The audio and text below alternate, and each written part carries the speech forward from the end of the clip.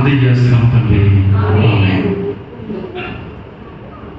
ముందుగా తండ్రి అయిన దేవునికి నా హృదయపూర్వక కృతజ్ఞతాస్తుతులు స్తోత్రాలు చెల్లించుకుంటూ ఈ త్రోవలోనికి నన్ను పిలిచినటువంటి ఆత్మీయ తల్లిదండ్రులు విజయరత్న గారికి, అలాగే నాతోటి సహోదరులు, ఆత్మీయ సహోదరులు, దైవజనులు నరేష్ గారికి, స్థానిక సంఘానికి, వీళ్ళందరూ మీ అందరికీ ప్రత్యేక వందనాలు తెలియజేస్తున్నాను. నన్ను నేను పరిచయం చేసుకోవాల్సిన పని ఏమీ లేదు. మా ఊరు శంకరగుప్తమే.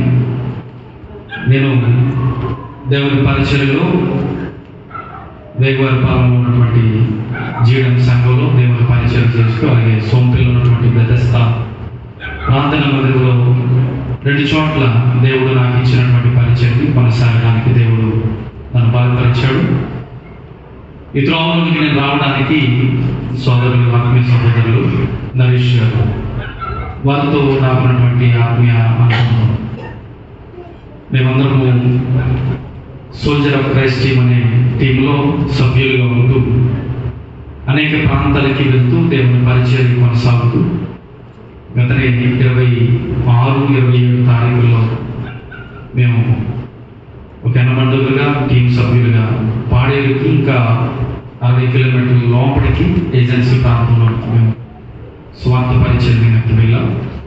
దేవుడు ఘనమైన రీతిలో ఆ స్వార్థ పరిచయాన్ని దేవుడు ఆశీర్వదించి అనేక మందికి అక్కడ సువార్తను ప్రకటించడానికి ఆదివాసులకి దుప్పట్లు, అలాగే వస్త్రాలు మేము పంచి అక్కడ దేవుడి సువార్తని పంచి రావడానికి దేవుడు కృప చూపించాడు. అలాంటి పరిచయంలో మేమందరం కలిసి వాడబడటం దేవుడు ఇచ్చినటువంటి ధన్యతగా నేను భావిస్తూ ఈ త్రోవలోనికి ఈ మొదటి రోజు కూడికలో దేవుని వాక్యాన్ని అందించాలి అని కోరినప్పుడు ఈరోజు యాక్చువల్గా నాకు సోంపేలో నాకు సిద్ధపాటు కూడికలో ఉంటుంది, నాకు మీటింగ్ ఉంటుంది. దాన్ని కొంచెం పోస్ట్ పోన్ చేసి నేను మీ మధ్యకి రావడం జరిగింది. రైట్, వెళ్దాం, దేవుని వాక్యంలోకి వెళ్దాం. ఉపవాస కూడికలు ఎంతమంది ఉపవాసం ఉండొచ్చారు ఈరోజు? ఉపవాసం ఉండొస్తే ఉపవాసం గురించి మాట్లాడతాను. ఉపవాసం లేకుండా వస్తే కనుక నేను వేరే విషయాన్ని మాట్లాడాలని నేను ఇష్టపడతాను. రైట్, ఎవరు సమాధానం చెప్పలేదు కాబట్టి వెళ్దాం. ఇంతవరకు జరిగినటువంటి కార్యక్రమం ఏదైతే ఉందో, జరగబోయే కార్యక్రమాలు ఏదైతే ఉన్నాయో అవన్నీ దేవునికి మహిమార్థంగా జరిగించడం మానవ మాత్రులుగా మన పని. ఏది చేసినా ఈ స్థలంలో అది కేవలం దేవుడు మాత్రమే మహిమ పొందాలి. ఇక్కడ నేను నిలబడి వాక్యం చెప్పిన, ఇందాక ప్రసన్న గారు స్తుతి ఆరాధన ఏదైతే చేశారో అది చేసినా, ఏది చేసినా ఇక్కడ ఈ స్థలం నుండి దేవుడు మహిమపరచబడాలి. అది మనం చేయవలసిన పని. ప్రభువైన యేసుక్రీస్తు కూడా 33 సంవత్సరాలు ఈ భూమి మీద జీవించినప్పుడు ఆయన వెళ్ళిపోతూ ఒక మాట మాట్లాడుతూ ఆ మాటని జ్ఞాపకం చేసి నేను వాక్య పరిచయంలోకి వెళ్తాను. యోహాను సువార్త 17వ అధ్యాయం. యోహాను సువార్త 17వ అధ్యాయం 3వ వచనం 4వ వచనాలు చదువుతున్నాను. అద్వితీయ సత్య దేవుడవైన నిన్ను నీవు పంపిన యేసుక్రీస్తుని చేయుటకు నీవు నాకు ఇచ్చిన పని నేను సంపూర్ణముగా నెరవేర్చి భూమి మీద నేను మహిమపరిచింది. ప్రభువైన యేసుక్రీస్తు ఈ భూమి మీద ఆయనకి అప్పగించిన పని ఏదైతే ఉందో ముగించబడినప్పుడు చెప్తున్నటువంటి మాట. ఆయన సిలువ మరణానికి వెళ్తున్నప్పుడు ఇక నా పని ముగించబడింది భూమి మీద, నువ్వేదైతే పని నాకు అప్పగించావో తండ్రి, నేను ఆ పనిలో నిన్ను మహిమపరిచాను అని ప్రభువైన యేసుక్రీస్తు తండ్రికి చెప్తున్నటువంటి మాట. అందుకని ఈ భూమి మీద మనకు రక్షించబడిన తర్వాత ఏ పనైనా ప్రభువును మహిమపరిచే విధంగానే ఉండాలి. సంఘములో మన ఆత్మీయ జీవితాన్ని పెంపాలు చేసుకోవడానికి, సంఘములో మన యొక్క బాధ్యతల్ని ప్రభు కొరకు, ప్రభు మహిమార్థంగా వినియోగించుకోవడానికి కొన్ని విషయాలు ఈ రోజున మీతో పంచుకోవడానికి ఇష్టపడుతున్నాను. సంఘములో విశ్వాస యొక్క బాధ్యత. నేను చెప్పబోయే అంశం ఏంటంటే సంఘములో విశ్వాసి యొక్క బాధ్యత. అపోస్తల కార్యాల గ్రంథంలో మనకి 2వ అధ్యాయంలో సంఘ ప్రారంభం కనబడుతుంటుంది. అపోస్తల కార్యాల గ్రంథం 2వ అధ్యాయంలో మనకి సంఘ ప్రారంభం కనబడుతుంటుంది. ఒకసారి అపోస్తల కార్యాల గ్రంథాన్ని 2వ అధ్యాయాన్ని మీరు తెరిచి ఉంచుకోండి. కొన్ని సంగతులు మనం ఆలోచన చేద్దాం. AD 33లో అంటే క్రీస్తు శకం 33వ సంవత్సరంలో అపోస్తుడైన పేతురు గారి ద్వారా ప్రభువైన యేసుక్రీస్తు ఆయనకి చెప్పినటువంటి మాట మత్తయి సువార్తలో కనపడుతుంటుంది 16వ అధ్యాయంలో. ఈ బండ మీద నా సంఘము కట్టుతుంది.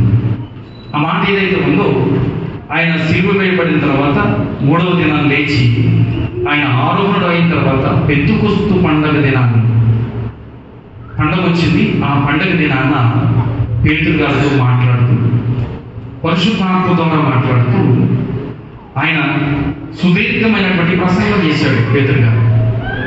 అర్థమవుతుంది కదండి? కొంచెం మీకు అర్థమయ్యేటట్టుగా చెప్పడానికి ప్రయత్నం చేస్తూ నేను టాపిక్లోకి వెళ్తున్నాను. ఇది ఉపోద్ఘాతం, జస్ట్ మీకు అర్థం కావడానికి ఉపోద్ఘాతం నేను చెప్పే అంశం. కొంచెం మీకు వచ్చేస్తుంది రైట్ వెళ్దాం. సుదీర్ఘమైనటువంటి ప్రసంగంలో అనేక మంది అక్కడ పేతురు గారు చెప్పే మాటలు ఏవైతే ఉన్నావో ఆ మాటలు అర్థం కాని వాళ్ళు కూడా, అంటే అదర్ లాంగ్వేజ్, ఇతరులు మాట్లాడేటువంటి భాష ఏదైతే ఉందో చాలా మంది అక్కడ ఉన్నారు. పేతురు గారు నేను అనుకుంటాను అక్కడ అరామిక్ మాట్లాడుతున్నాడు. అరామిక్ మాట్లాడుతున్నప్పుడు అక్కడ అరబీలు ఉన్నారు, పార్సిక్ దేశం నుంచి వచ్చిన చాలా మంది ఉన్నారు, ఇంకా అనేకమైనటువంటి దేశాల నుంచి వచ్చినటువంటి యోధా జనాంగం అక్కడ ఉంది. పండుగ చేసుకోవడానికి వచ్చింది యెరూషలేము పట్టణానికి. యూదులకి పస్కా పండుగ అనేది ఒక ముఖ్యమైనటువంటి పండుగ. ఆ పండుగని ఆచరించడానికి ఎక్కడి నుంచైనా వాళ్ళు యెరూషలేము పట్టణానికి వస్తారు. ఆ పట్టణంలో పండుగ జరుగుతుంది, మంచి వాతావరణం ఉంది అక్కడ. పండుగ చేసుకున్న సమయంలో అప్పుడు పేతురు గారు వాళ్ళు ఉద్దేశించి మాట్లాడుతున్నాడు. ఉద్దేశించి మాట్లాడుతూ ఆ మాటల్లో చివరిగా యేసుక్రీస్తు గురించి మాట్లాడితే ఆ మాటలన్నీ వారి హృదయాన్ని గాయపరిచినాయి. ఆ గాయపరిచినటువంటి మాటల్ని వారు తీసుకుని మేమేం చేయాలి, ఇన్ని విషయాలు చెప్పారు కదా, మీరు ఇంటికి వెళ్తారు చదవండి. నేను టాపిక్లోకి వెళ్ళిపోతాను. ఒకసారి 32వ అధ్యాయం 37వ వచనం చదువుతాం. వారి మాటలు విని హృదయంలో నొచ్చుకుని సహోదరులారా మేమేమి చేతుమని పేతురును కడమ అపోస్తలును. ఈ మాటలన్నీ విన్న తర్వాత వారి హృదయంలోకి ఏమొచ్చిందంటే ఒక పశ్చాత్తాపం వచ్చింది. అయ్యా ఇన్ని మాటలు చెప్పారు కదా, మేమేం చేయాలి, అసలు మా బాధ్యత ఏంటి, మేము ఎలా నడుచుకోవాలి, మేము ఎలాంటి పరిస్థితులు కలిగి సంఘంలో ఉండాలి అని అడుగుతున్నారు పేతురు గారిని. అప్పుడు పేతురు గారు చెప్తూ మీరు మారు మనసు పొంది పాపక్షమాపణ నిమిత్తము ప్రతి వాడును క్రీస్తు యేసు నామమున బాప్తిస్మము పొందుడి, అప్పుడు మీరు పరిశుద్ధాత్మని వరమును పొందుదురు.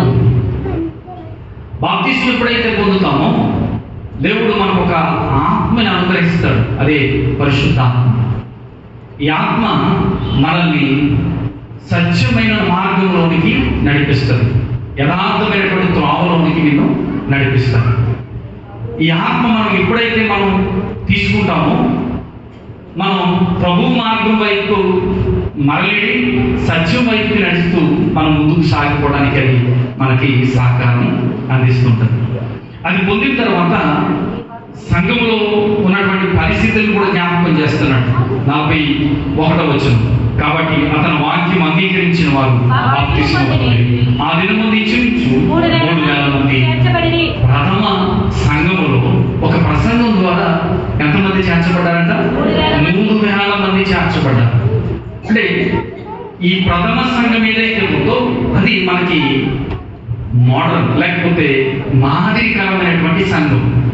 ప్రారంభ సంఘం నేటి సార్వత్రిక సంఘానికి మాదిరికరమైనటువంటి సంఘం. అంటే అది బోధిస్తుంది, అది మనకి ఏం చేస్తుందంట, విషయాలన్నీ చూపిస్తుంది ఆ సంఘం. అంటే నేటి సంఘంలో మన పాత్రల్ని ఆ సంఘాన్ని చూస్తే మనకు అర్థమైపోవాలి. నేను అదే చెప్పడానికి ఇష్టపడుతున్నాను. సంఘంలో ఏముంటుందంట, అపోస్తల బోధ ఉంటుంది, రెండోది సహవాసం ఉంటుంది, మూడోది ప్రార్థన చేయటం ఉంటుంది, అలాగే నాలుగో విషయం కూడా కనబడుతుంటది, వర్ధిల్ల కొలిది దేవుడికి ఇవ్వడం అనేది కూడా కనబడుతుంది. ఈ సంఘములో మన బాధ్యతలు ఈ 5 అంశాల మీద ఆధారపడి ఉంటుంది. అర్థమవుతుంది కదండి. ఏముంటుంది, అపోస్తల బోధ. నేను కొన్ని విషయాలు ఇక్కడ జ్ఞాపకం చేశాను, దాన్ని నేను మళ్ళీ టచ్ చేయడానికి ఇష్టపడలేదు. నేను ప్రాథమికంగా కొన్ని విషయాలు మీకు చెప్పి నేను లోతుగా వెళ్ళడానికి ప్రయత్నం చేస్తాను. ప్రారంభంలో ఉన్నటువంటి సంఘంలో ఉన్నటువంటి విషయం ఏంటంటే, బోధ ఎవరి బోధ అంట, అపోస్తల బోధ. ప్రకటన గ్రంథంలో మనకి 7 సంఘాలు కనబడుతున్నాయి.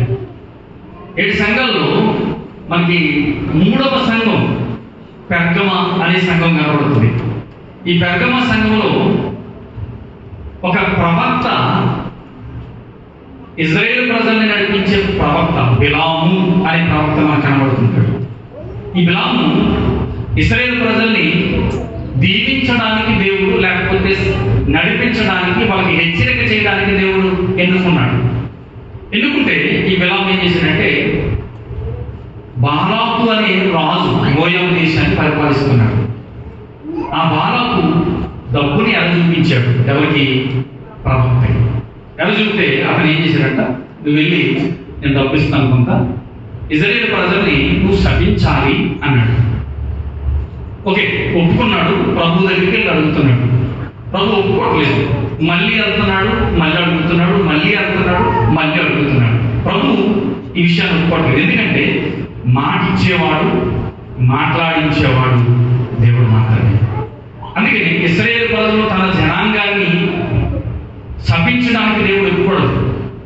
అందుకని డబ్బుకు ఆశపడి ఇశ్రాయేలు చేత పాపం చేయించే స్థితిలోనికి బిలాము తీసుకెళ్ళిపోయాడు. అంటే సంఘంలో భిన్నమైన బోధ రాకూడదు. మిమ్మల్ని పరలోకానికి నడిపించే బోధ తప్పించి నరకానికి నడిపించే బోధ మాత్రం ఇక్కడ ఉన్న సేవకులు ఎవరు చేయడానికి వీల్లేదు. అందుకని సంఘంలో ఏం బోధ ఉండాలంట, ఏముండాలి, బిలాము బోధ, అపోస్తుల బోధ ఉండాలి. అందుకని సంఘం అపోస్తుల బోధలో వర్ధిల్లాలి. రెండవది సహవాసమందు వర్ధిల్లాలి. సహవాసంలో ఏముంటుంది అని అంటే, నేను క్రొత్తగా వెళ్ళిపోతున్నాను. సహవాసంలో ఏముంటుందంటే హెచ్చుతప్పులు ఉండవు. సహవాసంలో ఏముంటుందంటే ప్రేమ ఉంటుంది. సహవాసంలో ఏముంటుందంటే బాధ్యత ఉంటుంది. ఇవన్నీ కలిసిందే సహవాసం. ఇప్పుడు మనమందరం సహవాసం, క్రీస్తు రక్తంలో కడబడిన మనమందరం ఎవరు, మనం సహవాసం. ఈ సహవాసంలో ఎవరికి ఇబ్బంది అయినా మనమందరం ప్రార్థన చేద్దామండి. అమ్మా మాట్లాడలేదు, ఎవరు చేస్తున్నామా మన ప్రార్థన? ఒక వ్యక్తికి బాగోలేదు, మంచం మీద ఉన్నాడు, లేకపోతే హాస్పిటల్లో ఉన్నాడు, ఈ సంఘం ప్రార్థన చేస్తుందా లేదా? చేస్తుంది. మరి అదేంటి, సహవాసం. ఒక వ్యక్తి ఇబ్బందుల్లో ఉన్నాడు, ఆర్థిక సమస్యలో ఉన్నాడు, బలహీనతలో ఉన్నాడు, వీటి కోసం మనం ఏం చేస్తుంటాం, మన వంతుగా సహకారాన్ని మనం అందిస్తుంటాం. ప్రారంభ సంఘం కూడా అదే చేసింది. ఏం చేసిందంట, తమ సహవాసంలో ఒకరు అక్కర కొలిది ఉంటే అందరూ ఏం చేశారంట, తమ ఆస్తులు అమ్మేసి అందరికీ సమానంగా పంచిపెట్టేశారు. అంటే సహవాసం ఉండాలి. మూడవది ఏంటి, రొట్టె విరుచుట ఉండాలి. నాలుగవది ఏంటి, ప్రార్థన చేయటం ఉండాలి. ఐదవది ఇక్కడ కనిపించదు కానీ కొలిది రాసిన పత్రికలో కనబడుతుంది. ఏం చేయాలంట, మనం వర్ధిల్లన కొలిది సంఘములోనికి కానుకలు తీసుకురావాలి. ఓకే, ఈ విషయంలో నేను బాధ్యతను గుర్తు చేస్తాను. ఈ 5 అంశాలు ఏవైతే ఉన్నావో మన బాధ్యతలు ఏంటి, ఈ 5 అంశాలు కదా మనం చేయవలసిన బాధ్యతలు ఏంటి. ఓకే, మొదటి రాసుకుందాం. పెద్దల మాటకి మనం ఏం చేయాలట, గౌరవం ఇవ్వాలి. పెద్దల మాటకి మనం ఏం ఇవ్వాలి, గౌరవం ఇవ్వాలి. వారి మాటని మనం వినాలి. ఎందుకు వినాలి? పెద్దలుగా నిర్ణయించబడినటువంటి సంఘంలో పెద్దలుగా నిర్ణయించబడినటువంటి వ్యక్తులు ఎవరైతే ఉన్నారో వాళ్ళు సంఘం ఏం చేయాలట, లోబడి వారి మాటకి విధేయత చూపించాలి. ఎందుకంటే బైబిల్ చెప్తుంది, వాక్యం చెప్తుంది. ఇది నా ఒపీనియన్ కాదు, లేకపోతే పాస్టర్ గారి యొక్క ఒపీనియన్ కాదు. ఎవరిదా నిర్ణయం? దేవుడికి. దేవుడు చెప్తున్నాడు. దేవుడు చెప్తున్న ప్రతిదీ సంఘం ఏం చేయాలి?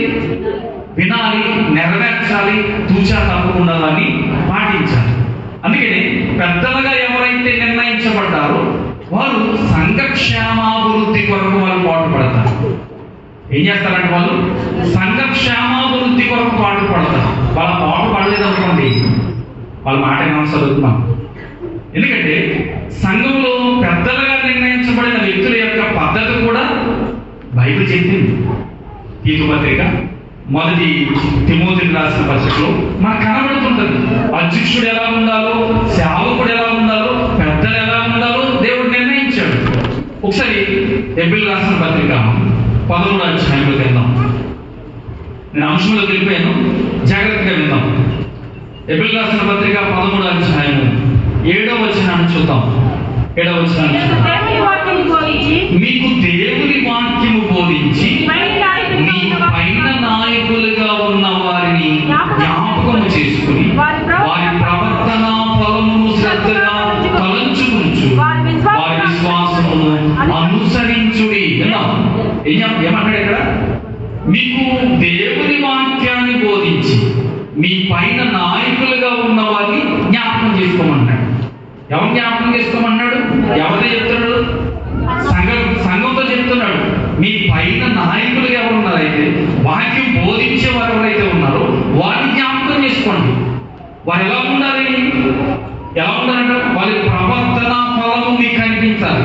మీకు అనిపిస్తుంది కదా, పెద్దలు ఎలా ఉన్నారు, సంఘ సేవకులు ఎలా ఉన్నారు మనకు కనబడుతుంది. వారి ఫలాన్ని బట్టి మనం వాళ్ళని గౌరవించాలంట. వారికి ఇచ్చే వయసుకి ఇచ్చే గౌరవాన్ని మనం ఇవ్వాలి. ఇప్పుడు యూత్ ఏం చేస్తుందంటే, చాలా మంది ఏం చెప్తారంటే, యూత్ వాళ్ళు ఎక్కువ చదవాలో లేకపోతే అడుగుదేమో అనుకోవాలో ఎందుకు, కానీ కనీసం సేవకుడికి గౌరవించాలి, వందనాలు చెప్పాలి, మర్యాద చేయాలి అనే విషయం కూడా వాళ్ళకి అర్థం కాదు కదండి. వాళ్ళు ప్రవర్తించే విధానం కనబడుతుంటే సంఘంలో అది దేవుణ్ణి మహిమపరిచేదిగా కాకుండా వారిని ఇష్టాన్ని నెరవేర్చేదిగా కనబడుతుంటుంది. అందుకే మర్యాదించడం అనేది మన బైబిల్ చెప్తున్నటువంటి సత్యం ఏంటంటే, ఇక్కడ వారి ఫలాన్ని శ్రద్ధగా తలంచుకునొచ్చు వారి విశ్వాసమును అనుసరించండి. పెద్దలు ఏదైతే త్రోవని మనకు చూపించారు, ఇక్కడ మాదిరికమైనటువంటి సంఘాన్ని చూపించారు. ఆ సంఘం ఏ త్రోవలో అయితే నడుస్తుందో ఈనేటి సంఘాలు కూడా అదే త్రోవలో నడిచిపోవాలి. అప్పుడే మనం చేసే ఏ పనైనా దేవుడు హర్షిస్తాడు, దీవిస్తాడు, ఆశీర్వదిస్తాడు. అందుకని అక్కడ మనకు కనబడుతుంది, పెద్దల్ని గౌరవించే విధానాన్ని మనం నేర్చుకోవాలి, అనుసరించాలి, శ్రద్ధ కలిగి వారి ప్రవర్తన విధానాన్ని మనం అవలంబించాలి. నేటి సంఘంలో మనం అవలంబించే విధానం ఎలా కనబడుతుందంటే, వాళ్ళని మాదిరికరంగా చూస్తున్నాం. మన సంఘంలో ఉన్నటువంటి సేవకులను చూడడం, లేకపోతే మాదిరికరమైనటువంటి వ్యక్తులు ఎవరైతే బాగా నడిపిస్తున్నారో వారిని చూడడం. ఎవరు చూస్తామంటే టీవీలో కనిపించే సేవకుల్ని, అలాగే బాగా పేరు పొందినటువంటి సేవకుల్ని, వారు చేసే విధానాల్ని మనం దిగి తెచ్చుకుని మనం చేయాలనుకుంటున్నాం. కానీ బైబిల్ చెప్పట్లేదు. బైబిల్ ఏం చెప్తుంది? వాక్యానుసారమైనటువంటి విధానం ఎవరి దగ్గర అయితే ఉంటుందో వారిని మాత్రమే అనుసరించాలి. టీవీ ప్రసంగికుందో, లేకపోతే బాగా పేరు ప్రఖ్యాతులు కలిగినటువంటి ప్రసంగికుందో మీరు మాదిరికరంగా తీసుకుంటే ఒకరోజు వాడి మాట తప్పొచ్చు, వాడి ప్రవర్తన కోల్పోవచ్చు, వాడి విధానాలు మారిపోవచ్చు. ఎంతమంది లేరండి? ఎంతమంది లేదు? వారి జీవితాల్లో నిలబడినటువంటి స్థితి ఎంతమందికి కనబడుతుంది? వాళ్ళు నిలబడలేనటువంటి స్థితి ఎంతమందిలో కనబడుతుంది మనకి? అయ్యో ఇంత గొప్పగా వాక్యాన్ని చెప్పాడు, వాడు టీవీ చూస్తే ఇలా ఉందా అనిపిస్తుంది కదండి. మనకి ఎంతమంది కనిపించలేదు? ఎంతమంది? డాక్టర్ కేఎం పాల్ గారు కనబడతారు మనకు కదండి. ఆయన ఒకప్పుడు నిజంగా చెప్తాను, ఒకప్పుడు నేను 10th క్లాస్ చదువుతున్నాను, 9th క్లాస్ చదువుతున్నాను. అమలాపురం వచ్చాడు ఆయన. అమలాపురం వచ్చినప్పుడు మేము వెళ్ళాం అక్కడికి ఆయన ప్రసంగం వినడానికి. ఇంచుమించుగా 40 20 దగ్గర ఆగిపోయింది కారు. అక్కడి నుంచి నడుచుకుంటే మాకు కనుచూపు మేరలో కనిపించలేదు ఆ స్టేజ్. మాకు అంత జనం ఉన్నారు. ఆయనకి 747 బోయింగ్ ప్రత్యేకమైన విమానం ఉన్నది.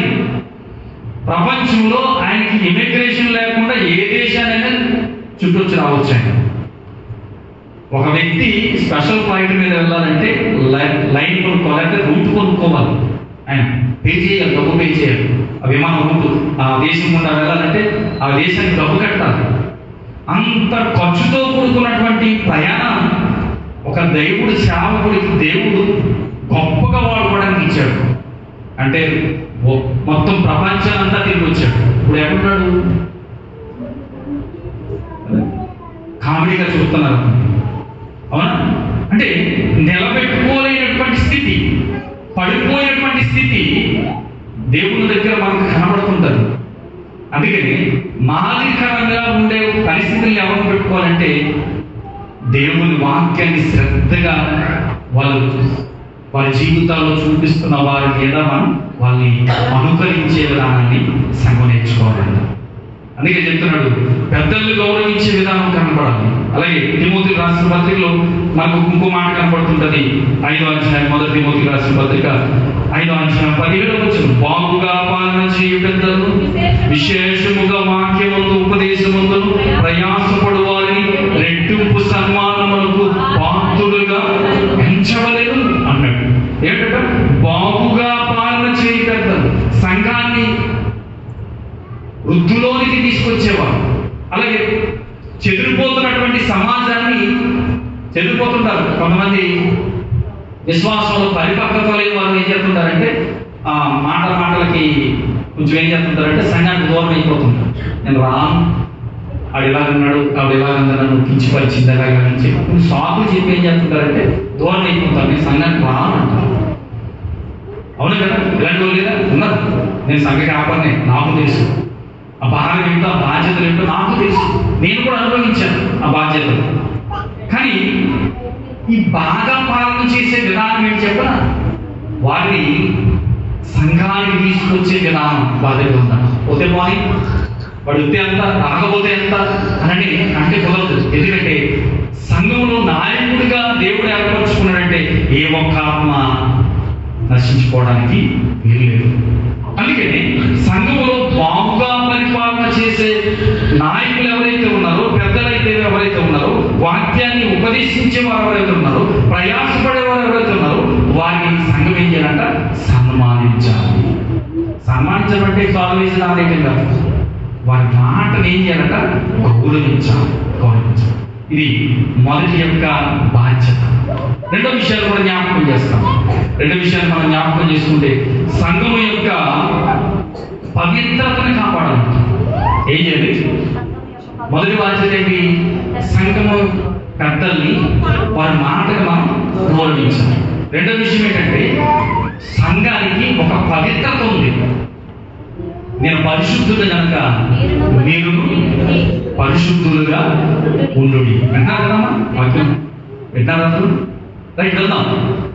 మీరు పరిశుద్ధులుగా ఉండండి అని చెప్పినటువంటి ఆయన సంఘాన్ని కూడా పరిశుద్ధంగా ఉండాలని కోరుకున్నాడు. ఒక విషయం చెప్తాను మీకు. పరలోకానికి సాదృశ్యం సంఘం, ప్రతిబింబము అంటారు బైబిల్. సంఘం ఏంటంట? పరలోకానికి ప్రతిబింబం. ఈ సంఘమే ఒక రోజున పరలోకంలో ఉంటుంది. ఇంకా బైబిల్ అంటది, బైబిల్ పండితులు అంటారు వాడ అంటాడు. సంఘం ఏంటంట? వాడతో పోల్చారు. సంఘంలో ఉన్నవారు తీరానికి చేర్చబడతారు. సంఘం నుంచి బయటకు వెళ్ళిపోరనుకోండి, ఏమవుతుంది? ఒక విషయం చెప్తాను. మీరు పడవలో వెళ్తున్నారు, పడవలో వెళ్తున్నప్పుడు నాకు నచ్చలేదు పడవ అని చెప్పేసి మయానికి వెళ్తారు, తింటారు మీరు. ఒక ఆయన అలాగే చేశాడు. మరి పాత నిబంధనలో మనకు కనబడుతుంది. యెహోవా దేవుడు నినెవే పట్టణానికి వెళ్ళాలంటే తర్షీషు వెళ్ళాడు కదా. దేవుడు ఊరుకున్నాడా? ఊరుకోలేదు. మనం పరలోకానికి వెళ్ళడానికి సంఘంలో మనం విశ్వాసులుగా చేర్చబడ్డాం. మరి ఈ వాడని కాదని నీకు వేరేగా నేను వెళ్తానంటే తీరానికి వెళ్తావా? వెళ్ళవు. అందుకని సంఘములో చేర్చబడిన తర్వాత మరెక్కడికి నువ్వు వెళ్ళడానికి వీల్లేదు. ఇంకొక చెప్పనా, ఏ అపవిత్రతను నువ్వు కలంకాన్ని మూట పట్టుకుని ఇక్కడ ఉండడానికి కూడా వీల్లేదని చెప్తుంది బైబిల్. ఒకసారి బైబిల్లోకి వెళ్దాం. ఎఫెసీయులకు రాసిన పత్రిక 5వ అధ్యాయము 25-26 వచనాలు చదువుదాం. పురుషులారా, మీరు మీ భార్యను ప్రేమించు, అటువలనే క్రీస్తు కూడా సంఘమును ప్రేమించి అది కలంకమైనను ముడతైనను అటుది మరి ఏదైనను లేక పరిశుద్ధమైనదిగాను నిర్దోషమైనదిగాను మహిమగల సంఘముగాను ఆయన తన ఎదుట దాన్ని నిలబెట్టుకునవలని వాక్యముతో ఉదక స్నానం చేత దాన్ని పవిత్రపరిచి పరిశుద్ధపరచుటకై దాని కొరకు తను తాను అప్పగించుకున్నాడు. దీన్ని పవిత్రపరచడానికి యేసుక్రీస్తు ఏం చేశారంట? ఆయన తను తాను అర్పించుకున్నాడంట. తన రక్తాన్ని సంఘం కొరకు దారిపోసాడంట. ఆ సంఘంలో ఉన్న సభ్యులందరినీ ఆ రక్తము చేత పరిశుద్ధపరిచాడంట. నీవు నేను పుట్టినే సంఘంలో చేర్చబడలేదు. దీనికి ఒక త్యాగం జరిగింది. ఏట త్యాగం అంటే ఆయన శిలువలో మరణించాడు. ఆయన శిలువలో రక్తాన్ని కాల్చాడు. ఆ రక్తం ద్వారా నిన్ను నన్ను వెలపెట్టి కొన్నాడు. ఏం కొన్నాడైనా? వెలపెట్టి కొన్నాడు. అంటే నువ్వు ఖరీదు చేయబడి ఆయన రక్తం ద్వారా నువ్వు సంఘంలో చేర్చబడ్డావు. అప్పుడు కలంకాన్ని తీసుకొచ్చడానికి లేకపోతే ముడతని తీసుకురావడానికి నేను ఇక్కడ ఉంచలేదు. ఆల్రెడీ బయట నిన్ను పవిత్రపరిచి అది కలంకమైనను ముడతైనను అంటే ఏదైనా లేకుండా నేను పవిత్రపరిచి లోపలికి తీసుకొచ్చాడు. మరి నువ్వు ఎలా ఉండాలి కదా? పవిత్రంగా జీవించాలి. ఆ పవిత్రం ఏది బయట నుంచి నువ్వు తీసుకురావడానికి వీలేదు. నీ బాధ్యత. ప్రభు కోరుకున్నటువంటి ఇది ప్రభు కోరుకున్నటువంటి పని కంటే నువ్వు పవిత్రంగా జీవించాలని. ఈ పవిత్రత లేకుండా ప్రభుని నువ్వు చూడలేము అని బైబిల్ చెప్తుంది. కాబట్టి పవిత్రత కలిగినటువంటి ఈ స్థలంలో నీ పవిత్రమైన ప్రవర్తన సంఘానికి వెన్ను తెచ్చేదిగా ఉండాలి. తెలుస్తుందా? సంఘంలో గిలికరించాలు, సంఘంలో లేని రాజకీయాలు మన సంఘంలో కనపడుతున్నాయి. 7 సంఘాలు దేవా, బయట రాజకీయాలు కంటే వేడి రాజకీయాలు సంఘాలు కనపడుతున్నాయి. ఎక్కడి నుంచి వస్తున్నాయంటే లోకానికి తెచ్చుకుంటున్నాం. సంఘాల్లో ఉంటున్నాం. లోక పోకడలన్నీ దీంట్లోనే ఉండాలనుకుంటున్నాం. బయటికి దేవుడు అనుకోవట్లేదు అలా ఉండాలని. తాను ఏదైతే ఆశించాడో సంఘంలో అది ఉండాలని దేవుడు కోరుకుంటున్నాడు. 2 విషయాలు నేను జ్ఞాపకం చేస్తాను. హెబ్రీయులకు రాసిన పత్రిక 13వ అధ్యాయము 12వ వచనాన్ని చదువుతాం. హెబ్రీయులకు రాసిన పత్రిక 13వ అధ్యాయము 12వ వచనం.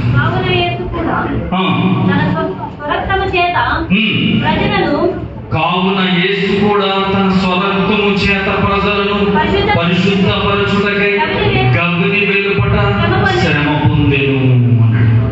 గవిని ఎందుకంటే యెరూషలేము బయటికి తీసుకెళ్ళి ఆయన చంపారు. ఎవరిని? యేసుక్రీస్తు అని చెప్తున్నాడు. కావున యేసు కూడా తన స్వరక్తము చేత ప్రజలను పరిశుద్ధపరచటకై నిన్ను నన్ను సంఘంలో చేర్చబడ్డామంటే కారణం చెప్పనా? ఉచితంగా ఆయన చిందించినటువంటి ప్రతి రక్తపు బొట్టులో నీ పాపాన్ని కడిగాడు. దేవుడి స్తోత్రం. అలాంటి రక్తపు బొట్టులో నువ్వు పవిత్రపరచబడిన తర్వాత నీ అపవిత్ర కార్యాలు నువ్వు స్వస్తి పలికి పవిత్రమైనటువంటి జీవితాన్ని ఇక్కడ జీవించాలి అని చెప్తున్నాడు. పేతురు రాసిన మొదటి పత్రికలోకి వెళ్దాం. 3వ అధ్యాయము. పేతురు రాసినటువంటి మొదటి పత్రిక 3వ అధ్యాయం 15-16 వచనాలు జ్ఞాపకం చేసుకుందాం. నిర్మలమైన మనస్సాక్షి గల వారే మీలో ఉన్న నిరీక్షణ గురించి మిమ్మును హేతువడు ప్రతి వానికి సాత్వికముతోను ఉండి క్రీస్తును ప్రభువుగా ప్రతిష్ఠించుకున్నాడు. ఏం చేయాలంటే మనం యేసుక్రీస్తుని ప్రభువుగా ప్రతిష్ఠించుకోవాలి. మన జీవితాలు పవిత్రతను మన జీవితాల్లో సంఘంలో కనపరచాలంటే క్రీస్తు మన జీవితాల్లో ఉంటేనే అది సాధ్యమవుతుంది. అర్థమవుతుంది కదండి?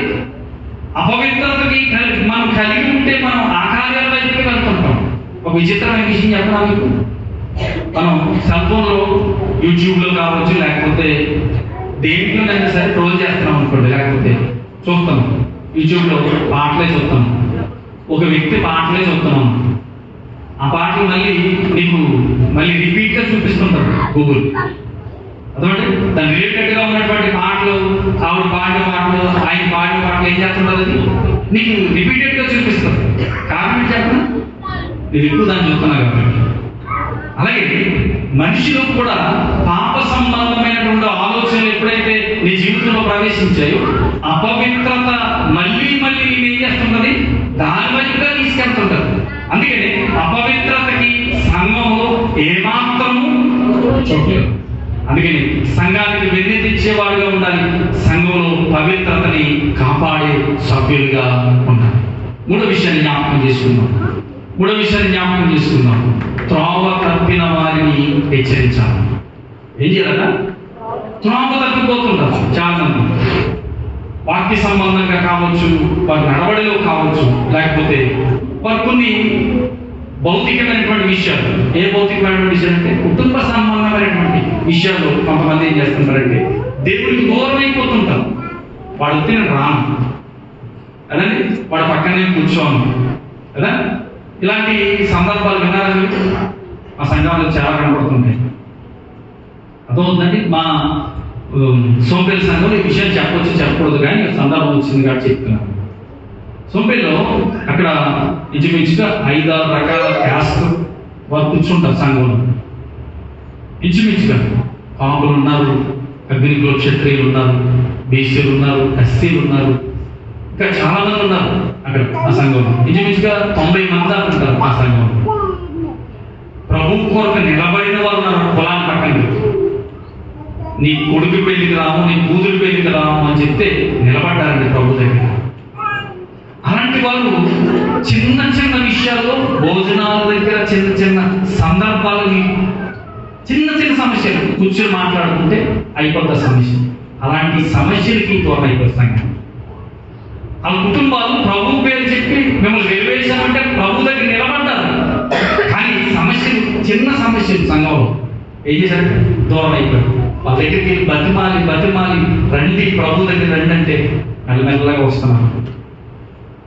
త్రోవ తప్పిపోతున్న వారిని అలా విడిచిపెట్టడం సంఘ బాధ్యత కాదు. ఎందుకంటే వాడు నశించిపోతాడు, లోకంలో కలిసిపోతాడు. నీ బాధ్యత, నా బాధ్యత ఎవరు చెప్పిన ఆయన మీద అనుకుంటారేమి, లేకపోతే విజయనాథంగా చూసుకుంటారులే పాస్టర్ గారు, లేకపోతే ప్రసన్నంగా చూసుకుంటారు, పెద్దలు ఉన్నారు, వాళ్ళు వెళ్ళి పలకరించి వచ్చేస్తారు, రాకపోతే మనకేంటి, మన సంబంధం ఏంటనుకుంటారా? నో, బాధ్యతలు ఉన్నాయి. తిరిగి సమాజం ఉందా, వీళ్ళు ప్రార్థన చేయాలి. అమ్మ ఎందుకు రావట్లేదు, పెద్దలు పురుషులు రావట్లేదా, పెద్దలు ప్రార్థన చేయాలి. అయ్యా ఎందుకు రావట్లేదు, కారణం ఏంటి? కూర్చొని మాట్లాడుతున్న విషయం సానుకూలంగా మాట్లాడాలి. అర్థమవుతుంది కదండి. ఏదో దురుసుగా మాట్లాడుతున్నారు, దురుసుగా సమాధానాలు వచ్చాయి, మనసులు బాధపడ్డాయి, కానీ మీరు వెళ్ళే సమాధానం చెప్పే సమాధానం చెప్పిన సాత్వికమైనటువంటి సమాధానం. ఒకసారి బైబిల్లో చదువుదాం. గలతీయులకు రాసిన పత్రిక మనకి ప్రతి దానికి సమాధానం బైబిల్లో ఎత్తితే చాలా మంచి సమాధానం బైబిల్ మనకి ఇస్తుంటారు. 6వ అధ్యాయం మొదటి 2 వచనాలు చూద్దాం ఒకసారి. సోదరులారా, ఒకడు ఏ తప్పిదములోనైనా చిక్కుకుని ఎడల ఆత్మ సంబంధులైన మీలో ప్రతి వాడు తాను శోధింపబడుదునేమో అని తన విషయమై చూచుకుంటూ సాత్వికమైన మనస్సుతో అట్టి వాణిని మంచి దారికి తీసుకురావాలని. ఏమంటాడు ఇక్కడ? ఏదో సమయాన్ని మనం కూడా తప్పిపోవచ్చు, అంతే కదా. మనం ఏమైనా దేవుళ్ళమా తప్పిపోకుండా? మనం ఏమైనా మంచి పొజిషన్లో ఉన్నామా? మానవ మాత్రులుగా ఏదో సమయాన్ని ఎక్కడో దగ్గర మనం ఏమైపోతుంటాం, తప్పిపోతుంటాం. మాటలోనో, చూపులోనో, నడవడిలోనో, ఆలోచనలోనో, దాంట్లో మనం తప్పిపోతుంటాం. అలా తప్పిపోతున్నప్పుడు మనం కూడా తప్పిపోతామని జాగ్రత్త పడుతూ మనం ఏం చేయాలంట, అతనికి సాత్వికమైనటువంటి మాటలు చెప్పాలంట. రే, మన మానవ మాత్రులు జరుగుతుంటే చిన్న పొరపాటు నేను గొప్పనని చెప్పామని వాడు అక్కడికి వెళ్ళి వాడు మీ దగ్గర రావడం కొత్తగా ఉన్నారా? గొప్పోడు కానీ నేను చూడు నేను ఎలా ఉన్నాను అని అనడానికి దిగలేదు అక్కడ. నువ్వు కూడా ఏదో టైం నువ్వు తప్పిపోతావు. అందుకనే ఒరే మనం మానవ మాత్రం ఏదో ఒక సమయాన్ని మనం తప్పిపోతాం. కాబట్టి ఏదో చిన్న పొరపాటు జరిగి ఉంటుంది నీ విషయంలో. కాబట్టి క్షమించి రా మందిరానికి రా, దేవుడు సన్నిధికి రా, విడిచిపెట్టొద్దు అని మనం అందరం వెళ్ళి అతన్ని సాత్వికంగా మంచి మనసుతో దారిలో తీసుకురావాలి. బైబిల్ చెప్తున్న విషయం. నీ బాధ్యత, నా బాధ్యత, అందరి బాధ్యత. ఇది బైబిల్ చెప్తున్నటువంటి మాట. కాబట్టి మనం చేద్దాం. అలా చేయగలిగినప్పుడు సంఘం క్షమావృత్తిలోనికి వస్తుంది, సంఘం ఉజ్జీవంగా వస్తుంది. భారం అంతా పాస్టర్ గారి మీద పెట్టకండి, సేవకుడి మీద పెట్టకండి. ఆయన చూసుకుంటారండి, ఆయన చూసుకుంటాడు. ఆయన అంతలేండి, ఆయనతో మాట్లాడతాడు. నేను మాట్లాడలేను. చాలా పొరపాటు విషయం. అందరి బాధ్యత మనం నెరవేర్చాలి. ఇంకా మొదటి తిమోతికి రాసిన పత్రిక వెళ్దాం. దీని సందర్భం చేస్తే ఒక్క వచనాన్ని జ్ఞాపకం చేస్తాం. మొదటి తిమోతికి రాసిన పత్రిక 5వ అధ్యాయం 2వ వచనం చూద్దాం. మొదటి తిమోతి 5వ అధ్యాయం 21వ వచనం. సారీ, విరోధ బుద్ధితోనైనను పక్షపాతముతోనైనను ఏమీ చేయక నేను చెప్పిన ఈ సంగతులు గైకొనవలని దేవుని ఎదుట క్రీస్తు ఎదుటను సరిపోతున్నాం. ఏమన్నాడు అక్కడ? విరోధ బుద్ధితోనైనా పక్షపాతముతోనైనా ఏం చేయకన్నాడు. ఏం చేయకూడదంట? మనం విరోధ భావం కానీ పక్షపాతం కానీ ఈ బుద్ధితో మనం ఎవరిని ఏమి అనడానికి వీలేదంట. ఎందుకంటే నువ్వు రక్షించబడ్డావు, నేను రక్షించబడ్డాను. నువ్వు రక్షించబడింది ప్రభు వల్లనే, నేను రక్షించబడింది ప్రభు వల్లనే. కాబట్టి మనలో ఉన్నవాడు ఎవరు? క్రీస్తే అనగలరు. మన అందరిలో ఉన్నారు ఎవరు? క్రీస్తున్నాడు. గల్తీ రాసిన పత్రికలో అంటది మనం క్రీస్తును ధరించుకున్నాము అంటారు బైబిల్. ఆయన రక్తం చేత కడగబడిన వాళ్ళందరూ ఎవరిని ధరించుకున్నారట? క్రీస్తును ధరించుకున్నారు. నీలో నాలో క్రీస్తున్నప్పుడు వాళ్ళ మీద వీళ్ళ మీద విరోధ భావం పెట్టుకుని పరలోకానికి వెళ్తావా? అమ్మా వెళ్తామా పరలోకానికి? ఒక విషయం చెప్తాను. ఒకవేళ మనల్ని ఇవన్నీ క్షమించేసి పరలోకం తీసుకెళ్ళి ఉంటుంది ఆయన, అక్కడ కూడా కొట్టుకుంటారు ఆయన. అంతేనా? ఇప్పుడు ఇక్కడ కొట్టుకుంటున్నవాడు ఊళ్ళు దేవుడు క్షమించేసి ఇన్నాళ్ళు 15 సంవత్సరాలు 20 సంవత్సరాలు సుమారు సంఘ సభ్యుడిగా ఉన్నాడు. పర్లేదు తీసుకుపోదాం అక్కడ, కానీ తీసుకుపోయాను మంచి మనసుతో. కొన్ని నీకు అక్కడ వెళ్ళిన తర్వాత నీ ఈరోజు వచ్చి పక్కన కూర్చొని ఇక్కడ తీసుకొచ్చి ఇక్కడ కూడా నువ్వు వచ్చావని ఊరెట్టుకున్నావు కదా. చెప్పండి ఎలా ఉందో కదా. అందుకని ఇక్కడ సంఘం పరలోకానికి ప్రతిబింబం. ఇక్కడ ఏవైతే దేవుడు కలిగి ఉండమన్న లక్షణాలు ఏవైతే ఉన్నావో వాటిని కలిగి ఉంటూ దేవుణ్ణి మనం మహిమపరచాలి. 4వ విషయానికి వెళ్తాను. నేను అందుకంటే ఎక్కువ చెప్పడానికి ఇష్టపడుతున్నాను. ఇంకా ఇక్కడ ఏమంటాడంటే దేవుని పనికి సహకారులుగా ఉండాలంట. 4వ విషయం ఏంటంటే దేవుని పనికి సహకారులుగా ఉండాలంట. మన బాధ్యత జ్ఞాపకం చేస్తాను. తీతు పత్రికలో మనకి ఈ విషయం మనకు కనబడుతుంటది. 2వ అధ్యాయం 14వ వచనం చూద్దాం ఒకసారి. తీతు పత్రిక మనలను విమోచించి సత్క్రియలందు ఆసక్తి గల ప్రజలను తన కోసం పవిత్రపరుచుకుని తన సొత్తుగా చేసుకున్నటకు తను తాను మన కొరకు అప్పగించుకునేను. మనలను విమోచించింది ఎందుకంట? సత్క్రియలు చేయడానికంట. ఏ క్రియలు? సత్క్రియలు. సత్క్రియ అంటే మంచి పని కాదు. మంచి పని అని అర్థం వస్తుంది, మంచి పని అని అర్థం వస్తుంది. కానీ దేవుని పని. ఏమనట? దేవుని పని. సత్క్రియ అంటే దేవుని పని. దేవుని పని చేయడానికి నువ్వేం చేయాలంట? ఆసక్తి కలిగిన వాడిగా ఉండాలంట. ఆసక్తి. ఈరోజు కార్యక్రమం జరుగుతుంది, నేను ముందుండాలి, నేను ముందుండాలని మీరు అందరూ వచ్చారు. ఇదేంటిది? సత్క్రియ. సత్క్రియ. దేవుడు అనుకుంటాడు అలాంటి ఇంత ఈ గుంపుని చూసి నా పని కొరకు వీరందరూ వచ్చారు అని దేవుడు ఏం చేస్తాడు? సంతోషపడతాడు. అది చెప్తున్నాడు. ఏమని? దేవుని పనికి నా వంతు సహకారం. నేను వెళ్ళాలి, నేను వెళ్తే కాదు, నా పని ఏదైతే ఉందో దాన్ని నేను చేయాలి. అప్పుడే సంఘం ఏమవుతుందంటే వృద్ధిలోనికి వస్తుంది. ఇంకా అదే తీతు పత్రిక 3వ అధ్యాయంలో కూడా ఒక మాట మనకు కనబడుతుంటది. 8వ వచనం చూడండి ఒకసారి. ఈ మాట నమ్మదగినది కనుక దేవుని యందు విశ్వాసం ఉంచువారు సత్క్రియలందు శ్రద్ధగా చేయుటయందు మనసుంచునట్లు నీవు ఈ సంగతులను గురించి దృఢముగా చెప్పుచుండవలని కోరుచున్నాను. సత్క్రియలందు శ్రద్ధ కలిగి ఉండాలి. దేవుని పని పట్ల శ్రద్ధ కలిగి ఉండాలి. ఏ ఒక్కరి మీద కాదు. పెద్దలంటే ఏం చేసే కార్యక్రమాలు, పెద్దలదే బాధ్యత అని అంటే సంఘం ఏంటి, నీ పని ఏంటి? ప్రభువు నేను అడుగుతాడు అక్కడ తీర్పు దినాన్ని, నువ్వెంతవరకు నా పనిలో నువ్వు సహకారిగా ఉన్నావు? దేవుడు అడిగినప్పుడు ఏ సమాధానం చెప్తావు? ఏ పని చెప్పావని, ఏ పని చేసావని దేవుడి దగ్గర నువ్వు సమాధానం చెప్పుకుంటావు.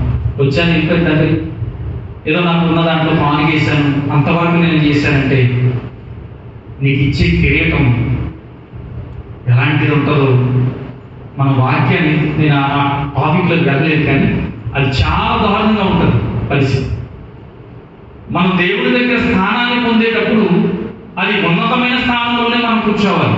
ఒక ఆవిడ అడిగింది, బైబిల్లో మనకు కనబడుతుంటుంది.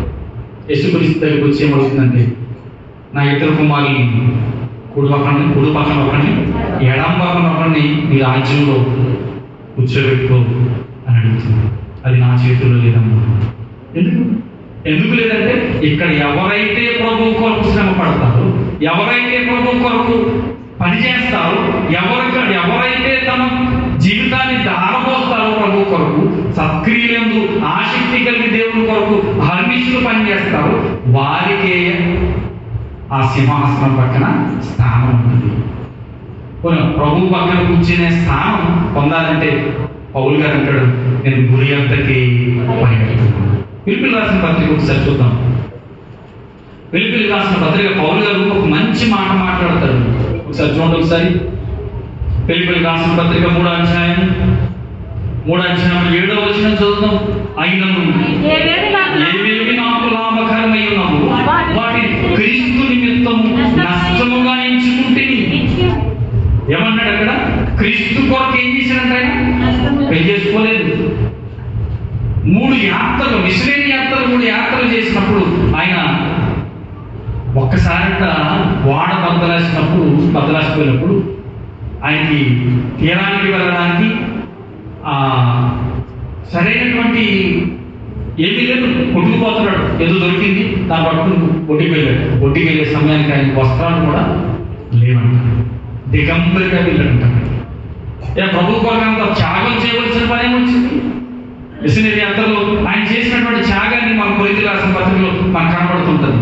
ఇంకా నేను జ్ఞాపకం చేస్తాను. 11వ వచనం చదువుతాం ఒకసారి.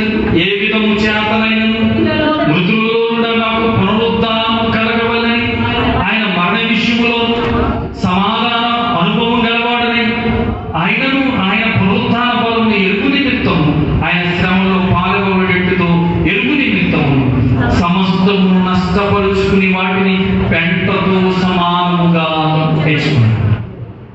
ప్రభు కొరకు పౌలు గారు మరి ఈకిస్తారా లేకపోతే మనకిస్తారంట? ప్రభు కొరకు మనం పని చేయకపోతే జీవిక రేటాన్ని మనకి ఇస్తాడా ఇవ్వడా? అన్నాడు. ఇలాంటి వాళ్ళకి ఇస్తారు జీవిక రేట్. మనం వచ్చి వెళ్ళిపోతే జీవిక రేట్ ఎంత అనుకుంటారా?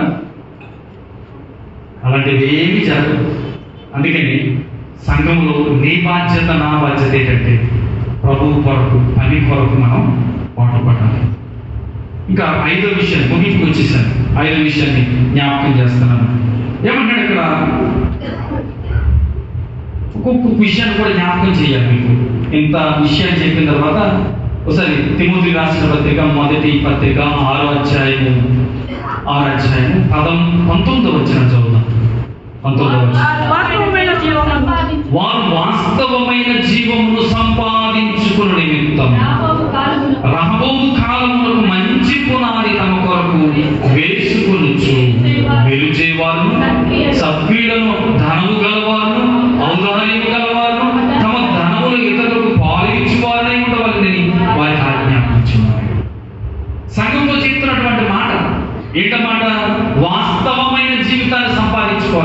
ఎక్కడ? ఇక్కడే, ఈ భూమి మీదే మనం పరలోకానికి వెళ్ళడానికి ఇక్కడే మనం అన్ని రెడీ చేసుకోవాలంట. అక్కడికి వెళ్ళి టికెట్ కొనుక్కుంటాను, అక్కడికి వెళ్ళిన తర్వాత వీసా అడుగుతుంది, ఏమి కాదు. ఇక్కడే పరలోకానికి వెళ్ళి ఆ నిత్య జీవాన్ని మనం ఒడిసిపట్టుకోవాలి. అదే వాస్తవమైన జీవం. ఏది వాస్తవమైన జీవం? మరణము లేని జీవితాన్ని ఇక్కడే పట్టుకోవాలి. అలా పట్టుకోవడానికి ఇప్పుడు సూత్రాలు చెప్తున్నాడు. ఏమని? రాబోవు కాలంలో మంచి పునాది తమ కొరకు వేసుకొనుచు మేలు చేయువారును సత్క్రియలను ధనము గలవారును. ఏంటట? సత్క్రియలను ధనము గలవారు, మేలు చేయువారును, ఔదార్యం గలవారు, తమ ధనములు ఇతరులకు పాలించువారు అన్నాడు. అంటే మనం ఇక్కడ మంచి కార్యాలు మన జీవితంలో మనం ఇతరుల కొరకు ఎప్పుడైతే చేస్తామో, ప్రభువు కొరకు అయితే ఎప్పుడైతే చేస్తామో, మనం పరలోకం ఏం కన్ఫర్మ్ చేసుకుంటామంటే వాస్తవమైన జీవితాన్ని కన్ఫర్మ్ చేసుకుంటాం. అందుకని మత్తయి సువార్తలో అంటాడు, మీరు నా కొరకు వస్త్రాన్ని ఇచ్చారు, మీరు నా కొరకు దాహం అడిగితే నీళ్ళు ఇచ్చారు, అన్నం లేకపోతే అన్నం పెట్టారు, నేను ఖైదీగా ఉంటే నన్ను పలకరించడానికి వచ్చాను అంటాడు కదా. మీలాంటి వారే కదా పరలోకం అంటాడు. అంటే మనం ఇక్కడ ఏం చేయాలట? వచ్చి వెళ్ళిపోవడం, కానుక వేసి వెళ్ళిపోవడం, ఏదో కార్యక్రమం వస్తే ఏదో చందా ఇవ్వడం కాదు మనం చేసే పని. ఇక్కడ చీపురు పట్టుకునే వారిది పని, ఇంకేంటి పలకాలేసే వారిది పని, పాటలు పాడేవారిది పని, చదివేవారిది పని. ఈ పనులన్నీ దేవుడు లెక్కలో తీసుకుంటాడన్న విషయాన్ని మర్చిపోకూడదు. కాబట్టి దేవుడు కదా ఒక విషయాన్ని జ్ఞాపకం చేశాను. సత్క్రియలకు ఆసక్తి కలిగిన వారిగా మన బాధ్యతని నెరవేర్చాం. ఇంకా వారు సందర్భాన్ని జ్ఞాపకం చేస్తాను. ఏమంటాడు? సమాజముగా కూడుకున్నట మనకు ఆరాధన ఇప్పుడు మానకూడదండి. రాసిన పత్రికలో కనపడుతుంది అన్నమాట. మనం ఆరాధనకి ఎప్పుడైతే మానుతామో దేవుని ఆశీర్వాదాన్ని మనం కోల్పోతాం. ఇంకా చెప్పనా, ఒక విషయాన్ని జ్ఞాపకం చేస్తాను. ఆరాధన ఎంత ప్రాముఖ్యమైందంటే నీ జీవితంలో, నా జీవితంలోనూ ఆయన్ని ఆరాధించే ఆ సమయం దేవుడు మళ్ళీ ఇవ్వకపోవచ్చు, ఇవ్వచ్చు, తెలియదు మనకి. అంతే కదా. యాకోబు రాసిన పత్రికలు అంటాడు, ఏమని? ఒక మాట కనబడుతుంటది, అంతలో కనబడి అంతలో మాయమైపోయి ఆవిరి లాంటి జీవితాలు. ఈరోజు ఆరాధన కార్యక్రమాన్ని మిస్ అయిపోయామనుకోండి, రేపు ఆరాధన కార్యక్రమానికి మన జీవితానికి పురుషాలు ఉంటారో ఉండదో మనకు తెలియదు. కాబట్టి దాన్ని సద్వినియోగం చేసుకోవాల్సిన బాధ్యత మన మీద ఉంది. ఎందుకంటే దాని మీదే మన క్రైస్తవ జీవితం పునాది ఆధారపడింది. నువ్వు స్తుతించేవాడుగాను, ఘనపరిచేవాడుగాను నీ ఆరాధనలో మాత్రమే నువ్వు చేయగలుగుతావు. ఈ కార్యక్రమాన్ని ఎప్పుడైతే మిస్ అయిపోతావో, ఇంకొక విషయం కూడా జ్ఞాపకం చేస్తాను మీకు. ఆ విషయం చెప్పినా మీకు చెప్పే ఉంటాడు నరేష్ గారు. చరిత్ర అంటది, చరిత్రకారులు చెప్తుంటారు, బైబిల్ పండితులు చెప్తుంటారు ఒక విషయాన్ని. ఏంటంటే పునరుత్థాన దినం ఆదివారం, క్రీస్తు లేచిన దినం ఎప్పుడు? ఆదివారం. దేవుని రాకడ కూడా ఆదివారమే అంటారు పండితులు. లెక్కలు కట్టి అంటారు. లెక్కలు కట్టి ఇవన్నీ ఆలోచన చేస్తే ఈ మాటకి అర్థం ఉంటుంది. బైబిల్ చాలా సబ్జెక్ట్ ఉంటుంది దాంట్లో, దాని గురించి నేను ఆలోచన చేయలేదు. కానీ ఆరాధనలోనే నువ్వు మానేసిన రోజునే ఆయన వచ్చాడు అనుకోండి, నువ్వు వ్యర్థపడతావా లేకపోతే ఇక్కడే ఉంటావా? నరకంలో ఉంటావా పరలోకంలో ఉంటావా? ఒకసారి ఆలోచించాలి. అందుకని ఆరాధనకి చాలా ప్రాముఖ్యత ఉంది. అందుకని ఆరాధనని మిస్ అయిపోవడం. నేను దగ్గర చూపించట్లేదు. చివరిగా ముగిస్తున్నాను. సంఘంలో ఐక్యత కొరకు పాటుపడాలంట. ఏం చేయాలంట? మనం సంఘంలో ఐక్యత కొరకు పాటుపడాలంట. ఎఫెసీయులకు రాసిన పత్రిక ముగిస్తున్నాను, 2 రిఫరెన్స్ చూపించి ముగిస్తాను. ఎఫెసీయులకు రాసిన పత్రిక 4వ అధ్యాయం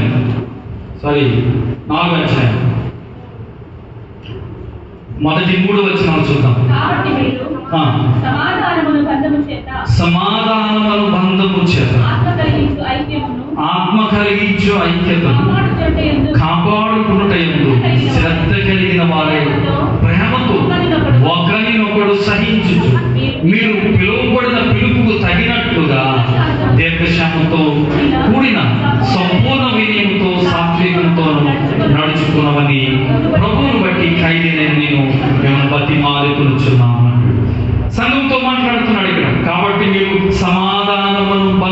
చేత ఆత్మ కలిగించు ఐక్యతను కాపాడుటకు శ్రద్ధ కలిగిన వారై ఉండాలి. సంఘంలో ఐక్యత ఎప్పుడైతే కొరబడుతుందో అక్కడ సాతానుడు వాడి కార్యాన్ని ప్రారంభిస్తాడు. అర్థమవుతుంది కదండి? సాతానుడు ఎప్పుడు సంఘంలో ప్రవేశిస్తాడు చెప్పిన మనలో అనైక్యత వచ్చినప్పుడే సాతానుడు ప్రవేశిస్తాడు. మన మధ్య తగులు కూడా అక్కడే ప్రారంభమవుతాయి. సమాధానం కొరబడినప్పుడే తగులు ప్రారంభమవుతాయి, మనస్పర్ధలు అవుతాయి, విభేదాలు వస్తాయి, సంఘం ముక్కలైపోతుంది. కారణం చెప్పడం సమాధానం లేకపోవడం. అందుకని సమాధానం పట్టడంలో ఒక సూత్రం చెప్తాను, జాగ్రత్తగా వినండి. ఎవరైనా మనకి మనస్పర్ధలు కలగజేశారనుకోండి, వాళ్ళు దూరంగా ఉండండి. దెబ్బలాట్లు జరుగుతున్నాయి అనుకోండి, నోరు మూసుకుని వెళ్ళిపోండి. అంతే. బైబిల్ అదే చెప్తుంది. మన బైబిల్ అదే చెప్తుంది. మనస్పర్ధలు వచ్చినప్పుడు వాళ్ళు దూరంగా ఉండండి. ఇంకేమైనా కొట్లాట్లు జరిగాయి అనుకోండి, అక్కడి నుంచి నోరు మూసుకొని వెళ్ళిపో. బైబిల్ అదే చెప్తుంది. నువ్వు అలా చేసినప్పుడు సంఘాన్ని యొక్క ఔన్నత్యాన్ని నువ్వు కాపాడిన వాడవుతావు. ఇవేమి కాకుండా నేనమ్మని ఇలా అనుకోండి, ప్రతి మాటకి దేవుడు లెక్కని పడుతాడు. జాగ్రత్త. ప్రతి మాట దేవుని పేరటను, దేవుడి సంఘంలో పలికే ప్రతి మాటను దేవుడు లెక్కలో తీసుకుని తీర్పు దినాన్ని అడుగుతాడు. ఏం మాట్లాడావు, ఎవరిని దూషించావు. అందుకే నోరు మూసుకోవడం చాలా ఉత్తమమైన విషయం. అందుకే ఐక్యతను కాపాడవలసిన బాధ్యత మనందరి మీద ఉంది. అందుకని కీర్తనకారుడు 133 మొదటి వచనంలో సహోదరులు ఐక్యత కలిగి నివసించుట ఎంత మేలు, ఎంత కదండి. సహోదరులు ఐక్యత కలిగి నివసించడం అన్నమాట అది మనోహరంగా కనబడుతుందంట. మనం అందరం కలిసి బయటికి వెళ్ళామనుకోండి, క్రైస్తవేతలు లేకపోతే సమాజానికి ఎలా కనబడుతుంది, వీళ్ళు ఉన్నటువంటి యూనిటీ చూసారా ఎంత గొప్పగా ఉందో. మనమందరం కలిసి హల్లెలూయా చెప్పామనుకోండి, పెద్ద క్యాంప్ కనబడుతుంది. మనమందరం కలిసి ఒక స్తుతిగానం పాడామనుకోండి, బయటకు వెళ్ళి ఇనసొంపుగా ఉంటుంది. అది అహరోను తల మీద నుండి గడ్డం మీద నుంచి పారి అంగి అంచుల వరకు పారిందంట. ఎక్కడ ఆగలేదంట ఆ పరిమళ వాసన. అర్థమవుతుందండి? మన జీవితాల్లో కూడా ఆ పరిమళ వాసన అనే సమాధానం అందరిలో ఉంటే సంఘం వర్ధిల్లుతుంది. ఈరోజు నా సంఘంలో కొరబడిన విషయాన్ని చెప్పడం ప్రేమ, సమాధానం, ఐక్యత. ఈ 3 కొడబడటం వల్ల ప్రభువుని సరిగ్గా మనం అర్థం చేసుకోలేకపోతున్నాం. ప్రభు చూపించినటువంటి ప్రేమను సరిగ్గా అర్థం చేసుకోలేకపోతున్నాం. మన అహాన్ని తీసుకోలేకపోతున్నాం. మన యొక్క స్వార్థాన్ని మనం పక్కన పెట్టలేకపోతున్నాం. ఈ విషయాలన్నీ ప్రభు చూస్తున్నాడన్న సంగతి మనం మర్చిపోయి వ్యవహరిస్తున్నాం. అందుకని ప్రభు సన్నిధిలో నీ బాధ్యత, నా బాధ్యత ఎరిగిన వారిగా సంఘ క్షేమాభివృద్ధి కొరకు మనం ఏం చేయాలట అనుక్షణము పాటుపడుతూ ఉంటాం. చివరిగా పేతురు రాసినటువంటి 2వ పత్రిక, మొదటి అధ్యాయం 12 నుంచి 14 వచనాలు చూద్దాం ఒకసారి. కాబట్టి మీరు ఈ సంగతులను తెలుసుకుని మీరు అంగీకరించిన సత్యమందు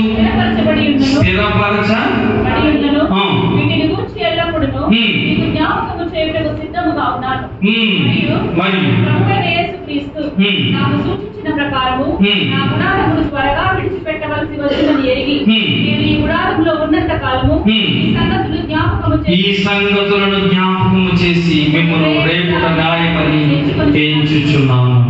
ఏమని ఇక్కడ పేతురు గారు ఏమని మాట్లాడుతున్నాడు? ఒక విషయాన్ని నేను జ్ఞాపకం చేస్తాను. కాబట్టి మీరు ఇన్ని సంగతులు విన్నారు, ఇన్ని సంగతులు తెలుసుకున్నారు, ఇది సత్యమని స్థిరపరచబడిన తర్వాత వాటిని ఎల్లప్పుడూ ఏం చేయాలట జ్ఞాపకం చేసుకోవాలి.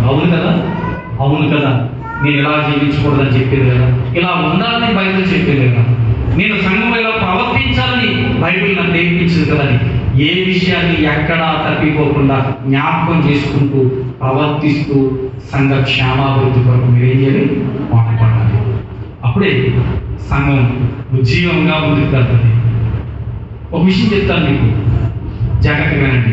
సంఘంలో చిన్న సమస్య వచ్చింది అనుకోండి, సేవకుడు చాలా బాధపడతాడు, కుటుంబంలో వచ్చిన సమస్య కంటే సంఘంలో వచ్చే సమస్యకి చాలా పరితపిస్తాడు సంఘ సేవకుడు. ఎందుకంటే ఒక సేవకుడుగా నాకు నా అనుభవం ఇంచుమించుగా 20 సంవత్సరాలు బట్టి నేను పరిచయంలో ఉన్నాను. ఈ పరిచయంలో చెప్తున్న మాట ఏంటి చెప్పిన, సంఘంలో చిన్న సమస్య వచ్చిన, కుటుంబంలో వచ్చిన బాధ కంటే పెద్ద గొప్ప అనిపించదు. పెద్ద గొప్ప అనిపించదు కుటుంబంలో నా బాధ. సంఘంలో ఒక విశ్వాసి ఇబ్బందికరంగా మారనుకోండి, ప్రభా ఏంటి పరిస్థితి ఏంటి, ఒక్క విశ్వాసి మార్గం తప్పు పడిపోతే సంఘం అంతటి మీద ప్రభావం చూపుతుంది. ఒక విశ్వాసి తన అవలంబించవలసినటువంటి విధానాన్ని అవలంబించకుండా తప్పు మార్గంలో వెళ్తుంటే సంఘం మీద చాలా ప్రభావం చూపుతుంది. వాడు ఎలా ప్రవర్తించంటే నాకేమొచ్చింది, మేము చేయవచ్చు, మేము చేయకూడదా అంటారు. యూత్ మరి ఎక్కువగా చేస్తుందా ఆ విషయాన్ని అదండి. వాడు సినిమాకి వెళ్తున్నాడు, నేను చూశాను, పాస్టర్ గారు నువ్వు ఎవరితో చెప్తున్నావు, వాడు వెళ్తున్నాడు, నేను కూడా వెళ్తాను అంటాడు. ఇలాంటి ప్రభావం సంఘం మీద చాలా ఎక్కువ కనపడుతుంటుంది. అందుకని బైబిల్ చెప్తున్న విషయాల మీద మనం రోజు దాన్ని ఏం చేయాలంట, జ్ఞాపకం తెచ్చుకోవాలి. ప్రభు నాతో ఇలా మాట్లాడాడు, నేను ఇలా ఉండాలి ఈ సంఘంలో. అలా ఉన్నప్పుడే ఆ ఉన్నతమైనటువంటి కిరీటాన్ని, ఆ జీవి కిరీటాన్ని మనం దక్కించుకోగలుగుతాం, ఆ పరలోకాన్ని దక్కించుకోగలుగుతాం. దేవుడు ఇచ్చిన మాటలు ఫలింపజేసి ఆశీర్వదింపజేసి ప్రార్థన చేసుకుంటాం. ప్రేమ కలిగిన మా తండ్రి, మహోన్నతుడా, గొప్ప దేవ, జీవాధిపతి, సంఘ క్షేమాభివృద్ధి కొరకు దాన్ని ఏర్పాటు చేయబడినటువంటి ఈ ఉపవాస కూడికలు మొదటి దినాన్ని సంఘంలో ఉన్నటువంటి సభ్యులు లేకపోతే మేమందరం ఎలాంటి పరిస్థితులు మేము గుండా ప్రయాణం చేస్తున్నాము, మా బాధ్యతలు ఏంటో మేము గుర్తెరుగుతూ సంఘ క్షేమాభివృద్ధి కొరకు మా బాధ్యతలను నెరవేర్చడానికి మాకు నేర్పించినటువంటి విషయాలు బట్టి నీకు స్తుతులు చెల్లిస్తున్నాను ఆయన. ఎందరైతే తండ్రి ఈ మాటలు తమ హృదయంలో స్వీకరించారు వారందరితో మీరు మాట్లాడినందుకు నీకు స్తుతులు చెల్లిస్తున్నాను నాయన. మా బాధ్యతలు మేము వాక్యానుసారంగా తండ్రి మేము నెరవేరుస్తూ సంఘంలో విలువైనటువంటి పాత్రలుగా మేము మారడానికి మమ్మల్ని బలపరిచి నడిపించమని ఇచ్చిన సదవకాశాన్ని బట్టి నీకు స్తుతులు చెల్లిస్తూ సంఘాన్ని, సంఘ నాయకులు, సావుకుల్ని మీరు జ్ఞాపకం తీసుకుని దీవించమని ఈ మొదటి రోజు కూడికలో ఇక్కడ మహిమార్థంగా జరిగిందని నేను నమ్ముతున్నాను. మిగతా 3 కార్యక్రమాలు మీరు తోడుకుని నడిపించమని మా లక్ష్యుడిని యేసుక్రీస్తు వారి పేరిట అడిగి ప్రార్థన చేస్తున్నాము తండ్రి. ఆమేన్.